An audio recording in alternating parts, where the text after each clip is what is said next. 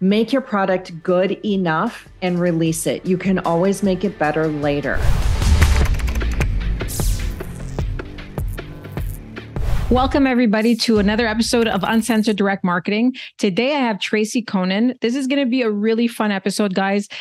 Tracy has a really interesting background, and we're going to talk about how Tracy is going from a professional service that she's offering right now to launching her own offer.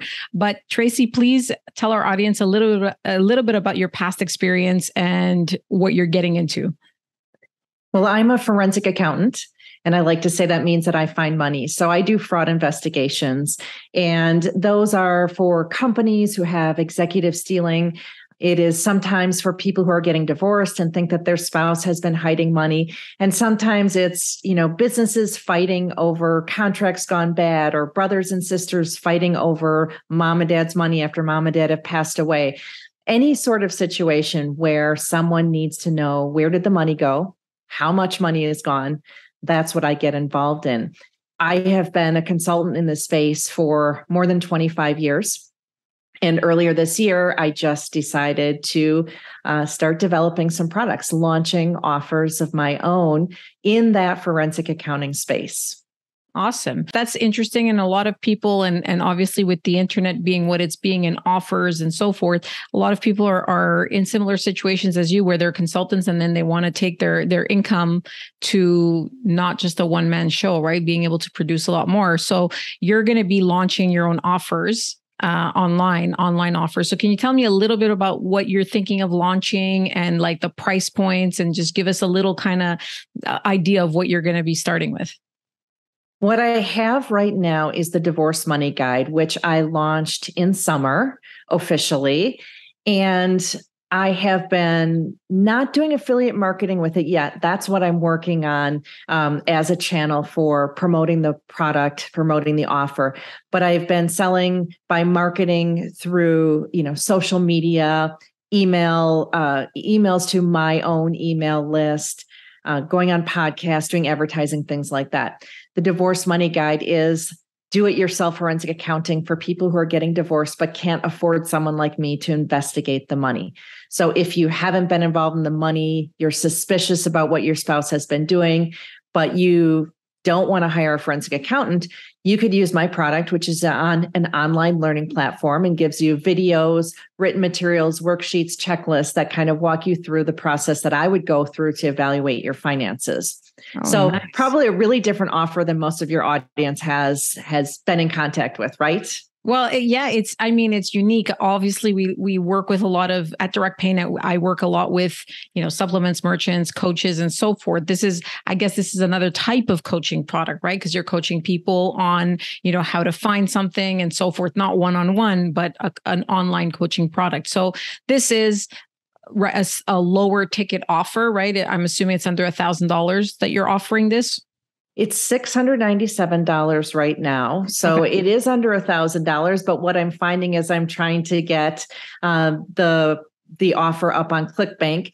Is I was receiving pushback from them. They didn't want to allow me to have an offer that was high of a price. Okay. They gave me a limit of $150 that I would be able to have for an offer. And they suggested that I take my product and create a monthly subscription. And I said, well, unfortunately, this is not a subscription type of product. This is, you get access to all the videos and all the materials. It's not something I can really break up into pieces. And so that was an interesting hurdle. Okay, interesting.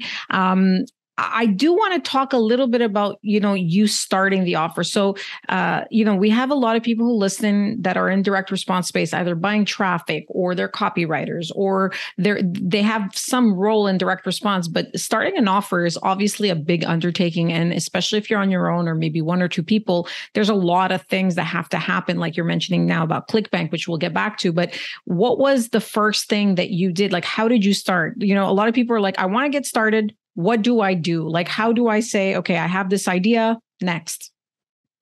I had the concept, I want to help more people. I want to help 1,000 people who are in the process of divorce have more insight about their money and understand more and know whether or not their spouse is trying to cheat them in the divorce process. And the first thing that I did was start talking to people.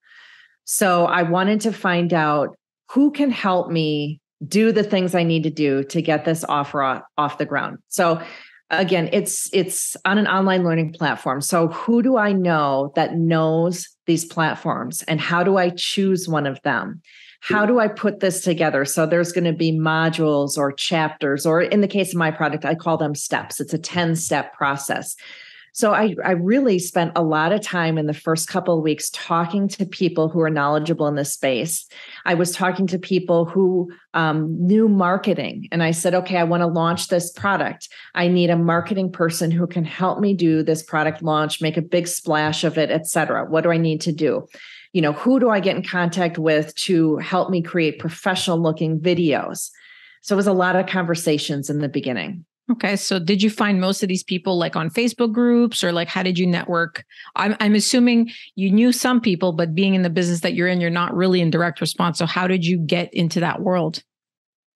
I am actually in a coaching program that I've been in for years. And I was talking with my program advisor in that coaching program. And I said, I've got this idea and I want to start digging into it. And she said, hey, do you know this person and this person who are also in our coaching program? So I started there.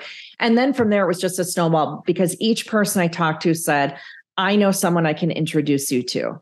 So it was pretty easy from that perspective.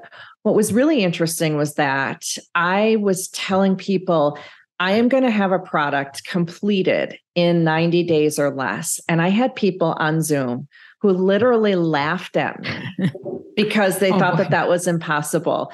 Of course, they don't know what kind of person they're dealing with. And that just motivated me even more. And I actually had a completed product 87 days after the initial brainstorm. Nice. Congratulations. Yeah. I mean, that's impressive, because obviously, it's getting idea to paper is really the hardest thing. And I find a lot of people get stuck there, myself as well. Like for this podcast, for example, I had been planning it for a year. Literally, it was just, I was going to do it. I didn't know how to do it. Who's going to help me? What am I going to get with the creatives? And I just find as soon as I kind of got the plan in motion, which was, hire a producer, hire somebody, it just went so much faster after that. So it's just that first step that's really, really important. And I like the speed.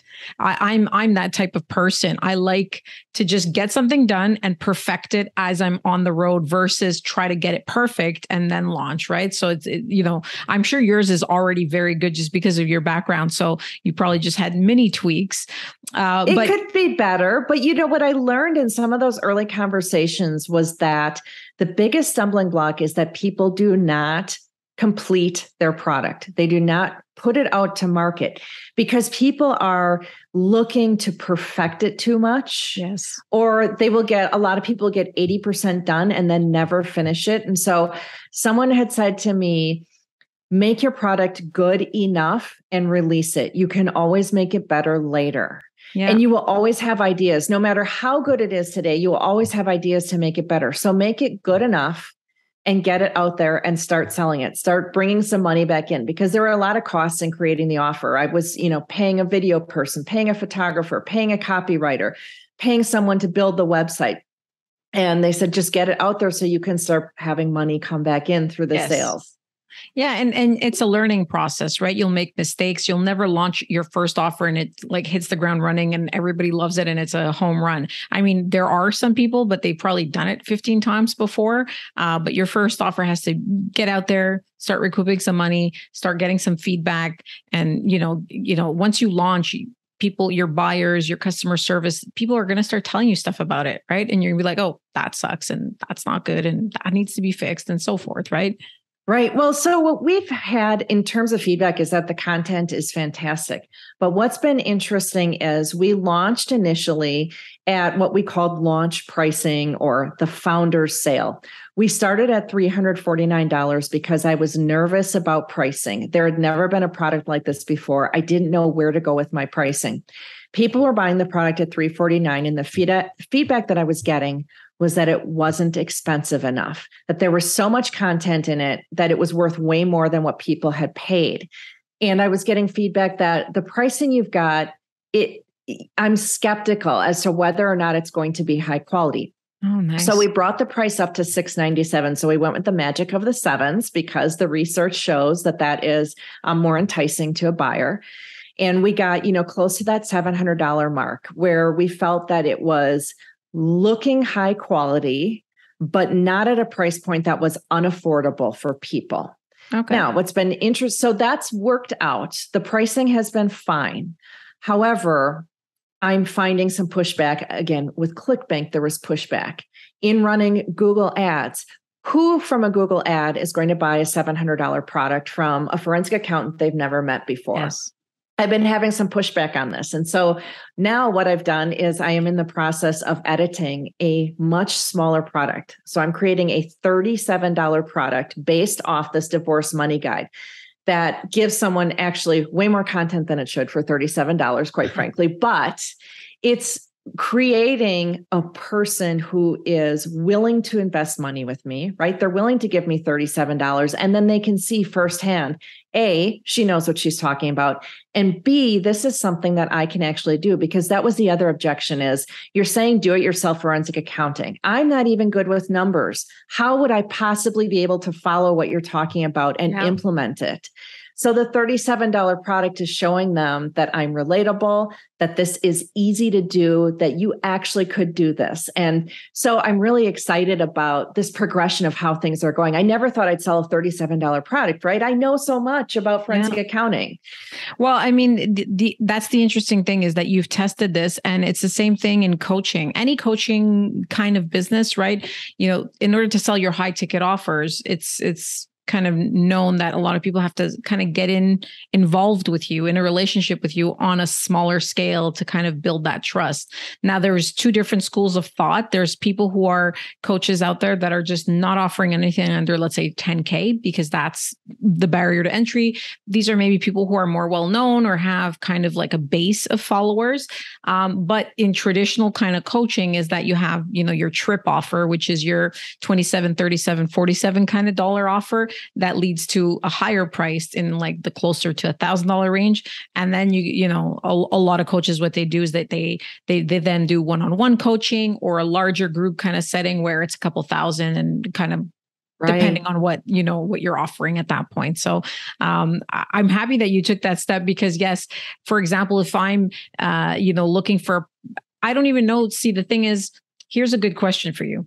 How do people even know, or what steps are you taking for people to know that this product exists? Because this is new to the market, right? This is, there's a lot of people who get divorced, right? I mean, that's not a problem, but how do you get people to get to that pain point and find you? Are you buying email traffic? Are you mentioned, some Google ads, you're going the Clickbank route. Like what's your strategy, your market strategy, basically to start getting your product known and for people to kind of know that they need this?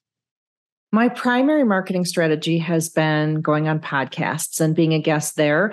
Some of those are in the divorce space. So those people already have the divorce problem. They're already looking for resources. Okay. So they are an audience receptive to solutions. But you are right. They don't know that my solution even exists. And so it hasn't been on their radar. So it is a very long sales cycle. It's an educational process right now. I did do Google ads. There are people out there who are searching for things like husband hiding money in divorce, splitting assets in divorce. There's not as much Google traffic there as I thought there was going to be. There's not as much searching happening, but working on that. I am buying some advertising with people in the divorce space. So there are different websites that have resources for people getting divorced. So I purchased some advertising with them.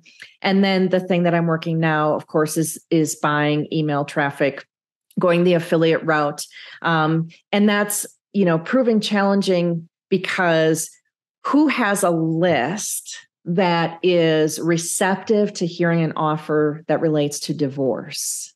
it's a really niche kind of thing. And so that's been challenging. Now you mentioned that you're going to, you're working with Clickbank in order to get your product on there and get some affiliates. Is there a reason you decided to go with a network and you didn't maybe try to get, your own affiliates on your own, or go with a smaller network that doesn't have kind of that environment with Clickbank, kind of a one-stop shop?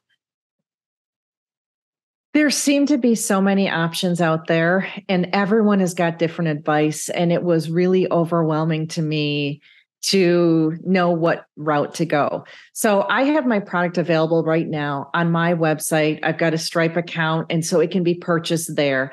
But when it came to working with affiliates and, getting email traffic and stuff like that, I felt like I needed a platform that was more suited to that. And I just ended up choosing Clickbank because of their size and the access that I have to affiliates there. And in talking with people, 6 months from now, I might not be on Clickbank. It might not end up being the best solution, but for right now, I had to choose something and go with it. And so that's what I did. Okay, cool. Well, no, I mean, there's different options. It's good that you have your own website and obviously a Stripe account attached. And obviously when you get, you start growing and you get to higher levels of volume, then you'll come to Direct Payment and get a merchant account and save some more money. Little plug there, everybody. But yeah, so I mean, the interesting thing, and obviously the phases are, and I say this and it's funny, but testing your offer on a processor like Stripe is important, right? Because it's fast, it's easy, it's quick. Once things scale, then it's time to kind of, every business has phases. And the same thing with Clickbank, you kind of want to get to learn the affiliate game, get to understand what it is. So you go with somebody who has a package solution and then you move it along. Obviously, Clickbank takes quite a large percentage of your sales. So once sales start growing, it's a good idea to kind of maybe move some of that off there. And once you know the game, basically, it's a good learning platform. Now, you mentioned, obviously, Clickbank is very well known for doing, supplement offers, coaching, and all that kind of very regular, I should say, common direct response. You mentioned that you were having challenges with the price point. What are you doing now? Are you going to chop it up into like payments? Are you going to just do the $37 with them? Or how are you going to resolve that? They're going to approve the $697 offer. I do have an upgrade available. So you can get the Divorce Money Guide plus group coaching for $14.97. Clickbank is not on board with that. They want the coaching thing to go away altogether because they don't want to be involved with anything where I am giving advice that might require some sort of licensing or other oversight. Oh, wow. There was a lot of pushback on that. And I just immediately said, I'm going to take that offer away. So I deleted that offer. So it's only the $697 offer. Where they were stuck on the pricing was because I'm brand new at this on the platform. They said, we just don't like to allow that high of a price point. We think that there's too much potential for fraud there. You just aren't tested with us yet. We'd like to look at increasing you to that limit later, but we want to start you with $150 limit. And I said, that's just not going to work. And I gave some pushback and they asked me a bunch of questions about what my chargebacks have looked like and things like that. Yeah. And what justifies a price point of $697, to which I was explaining that it's this specialized knowledge, the specialized area of accounting. They, of course, wanted to look at the product. So I had to give them a login, let them access the product for free so they could go through the videos and see that there is real content there. Okay. So we got over those hurdles. Now we've just got little hurdles. On my website, I show that I've been featured on CNBC and Fox and the Wall Street Journal and Forbes, and they're asking, do I have proof of that? So in case any regulator asks. And so I understand that they've got to cover themselves. Yes. Well, I mean, the media logos were so overused at, I would say about 10 years ago, just people would splash on as seen on CNN and CNBC and so forth. So it is common for all payment processors, for anywhere you buy traffic, let's say on Facebook, on Instagram, anywhere you buy traffic, that you have to prove that you've been actually featured on these networks, which isn't so hard because you can actually buy yourself in. So if you really want those logos, you can kind of pay for that right. So, I don't know how much they work in terms of conversion anymore, just because so many people falsely use them that I think it just glazes people over at this point. So now, in terms of your ClickBank strategy, is it really to just target any affiliate, or are you looking for a specific type of traffic for your offer? Would you know which traffic would work best? Would you say it's social, it's email, it's search?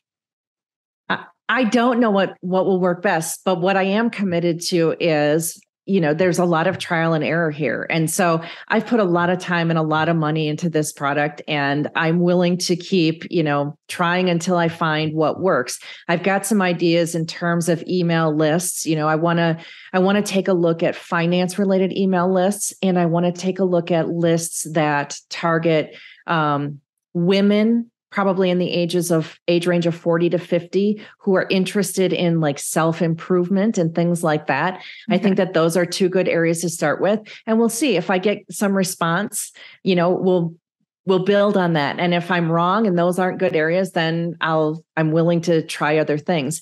Okay. ClickBank it appears they're approving the $697 product, which is fine. But I think I'm actually going to start my email testing with that $37 product, because I think that is, I think that's going to be a better one to test with. Okay. So you've already launched that offer. Obviously, I don't know what you're doing in terms of sales. You don't need to tell us, but you are now seeking out ClickBank in order to obviously increase that and get affiliates and so forth. Is there a reason that you decided to go with ClickBank and not just continue, trying to drive your own traffic or trying to do your own kind of marketing of it? So my own marketing of it is insufficient at this point. Okay. Right? It's not taking off as much as I want. And I want to rent email lists. I want to go that route. And my platform, I don't think works well for working with people with email lists. I think doing it through ClickBank will work better. Now, I probably sound super naive though. I'm still brand new to this, and I don't know what I don't know. And so, I'm listening to people who have done this kind of stuff saying ClickBank is going to take more of your money, but if you're inexperienced, it's going to be a little bit of an easier process for you. Okay. Awesome. That's the answer, not exactly that answer I was looking for, but that was, what I was asking. So in terms of moving forward and, just the business in general, when you're running this type of business, you're going to need some customer service. You're going to need some accounting help. You're going to need, obviously, somebody to help you manage. Let's say ClickBank gets really big and so forth. What is your focus in this business? And are you hiring other people for other things? Or how are you managing you have to wear like 15 hats in order for this business to work, right? So which hats are you wearing and which hats are you finding people to do? I'm wearing too many hats. Okay. I have help from a person on the marketing side. I have help from someone who is a web designer and copywriter. I have coming on board next week a virtual assistant who is going to help with the customer service and back-end types of things. And then my focus really is content creation. Okay. Awesome. So are these people just contractors that you're just, okay. So see, the one thing I wanted to display to our audience is that you don't need to hire and have people kind of on large commitments. You can just hire them on a month-to-month basis, get some stuff going. And one thing I've learned in my career is hire fast and fire fast. So, if people are not working out and so forth, not to be aggressive or anything, but if it's not working out, you usually know quite quickly. There's no need to kind of drag things along, and it's good to explore other options, let's call it, right? I agree. So what are in that realm, what are some challenges that you faced? Like, have you found people who have really kind of seen your vision and continued, or have you had to test a few different kinds of people? And tell me about your process in finding people to help you with this project and this goal. People are not as committed as I am, so they don't always follow through with what they say they're going to do. Everyone seems to promise the world, and not everyone actually delivers that. So that's been a little bit frustrating. My bigger challenge is letting go of things and letting someone else do things. they are not going to do it the same way that I will do it. And that's hard for me. We all think our way is the best way, right? So to the extent that, I have a virtual assistant coming on board now, I've been working on putting together a list of things to have that person do. And as they build my trust, hopefully I will be willing to let go of more and more of those responsibilities. I simply don't have enough time. I've been working a crazy amount of hours because I do a ton of consulting work. And that has been my focus because that's what pays the bills.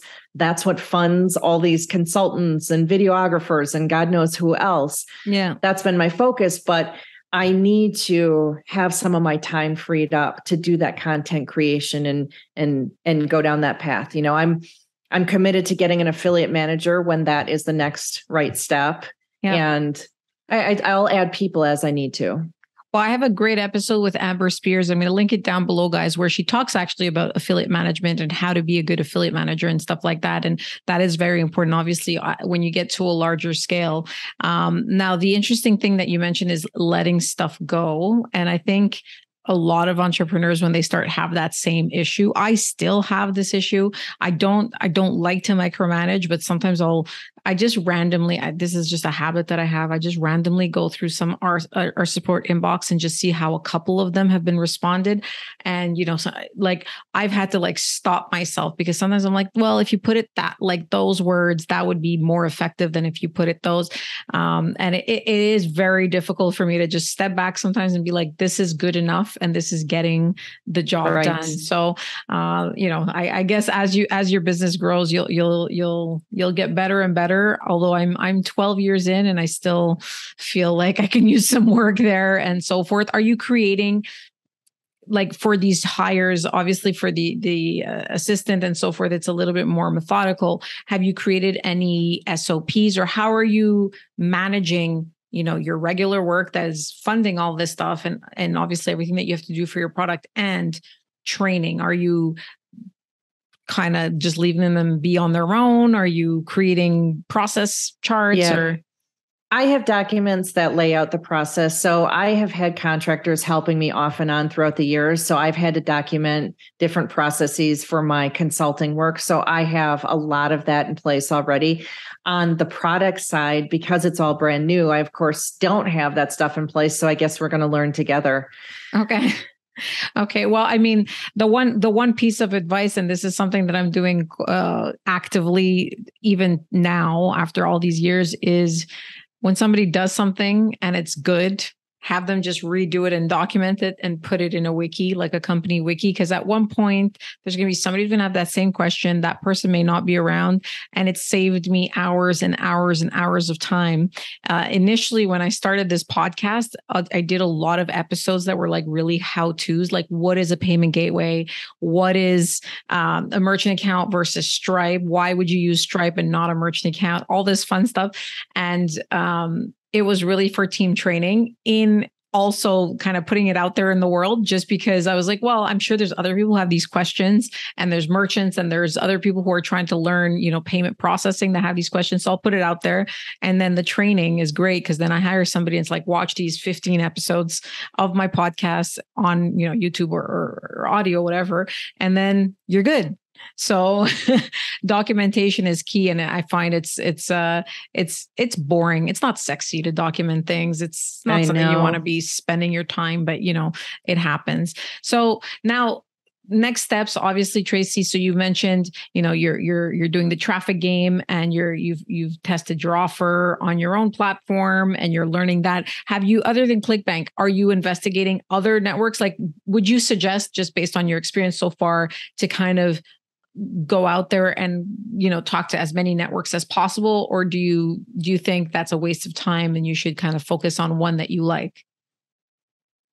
That's a great question. I'm so new to this space. I think there's certainly value in talking to some other networks, right? I don't need to get just tunnel vision on Clickbank. Clickbank is great for some things, as I understand it, not so great for others. And so I'm there, but with an open mind to doing something different if it doesn't work the way I thought it would. Okay. What I'm really focused on is continuing the marketing methods that I've been developing because I have a long-term mindset with them. So for example, I mentioned I'm a guest on podcasts, right? I'm continuing with that and knowing that long-term that will pay off. I'm focused on continued content creation. So I have 2 new money guides that are out. And because I'm going to continue to create offers that are called money guides that will help people with different money problems that they might have. So that's where my mindset is. So now let's talk about mistakes that you've made. I'm sure there's been a couple. So if you were kind of to start this process over and you're still at the infancy stage, but things that you've done so far, what are a couple of things or 1 or 2 things that you're like, man, I shouldn't have done that. That was a waste of time. Like, what would you, maybe suggest to other people to avoid doing? I think that one of the big things I would have done is hire more people to do some of the things that I spent time doing. Again, I want to control too much stuff and I want to edit videos and I want to write my own scripts and things like that. I can create the content and have someone else write the script. I can give them a detailed outline and let them write the script and fancy that up. So that would have been, I think, the biggest change that I would have done. Okay. So, I mean, that's interesting. Is it more for a time constraints? It took you longer, or was it more because after doing this, you realized that there's some people that maybe do things better than you in certain aspects? Well, if I say nobody does it better than me, I sound like a complete jerk, right? No, but there are, some people. Both.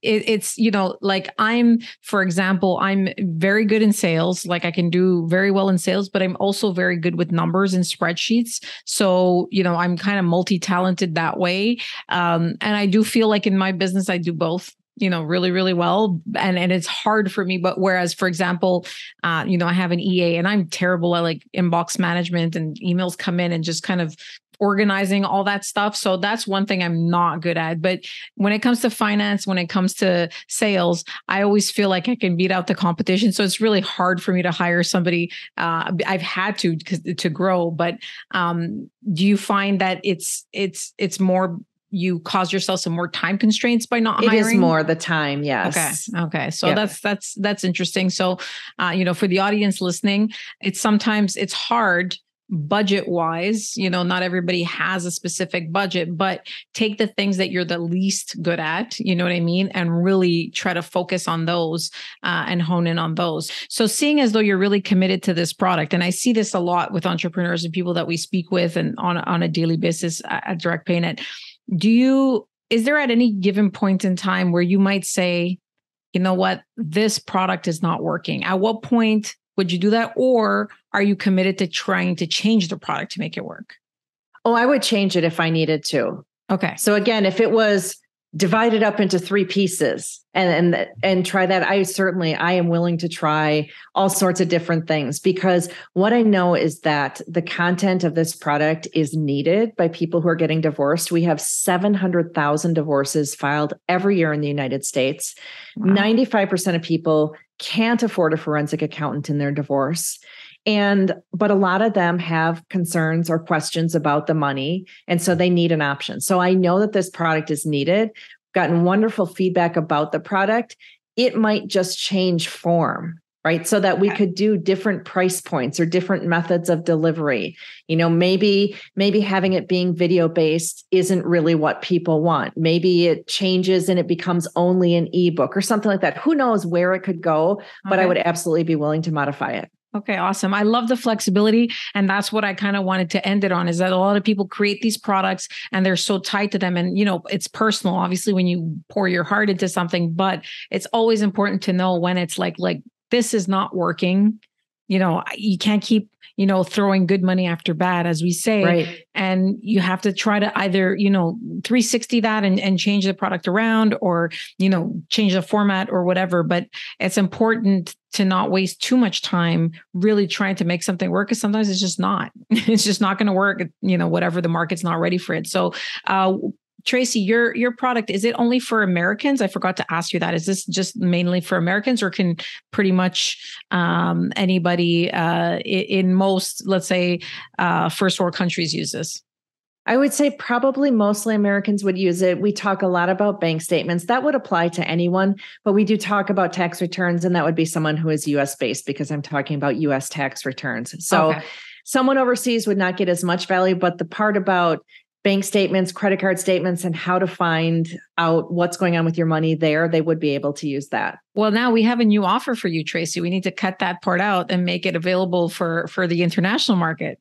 That's a good idea. Yeah, there you go. Well, thank you so much for your time. I know that this episode is going to be very valuable for you guys listening. Tracy's path is something that we hear a lot, like people kind of getting started. So feel free to like, subscribe, and share. I'm going to have a link down below on Tracy's product. And if you need to reach out to Tracy, we'll have some contact information as well. And don't forget to like, subscribe, and share. Thank you so much. Thanks, Tracy. Thanks for having me. Hope you found today's session valuable.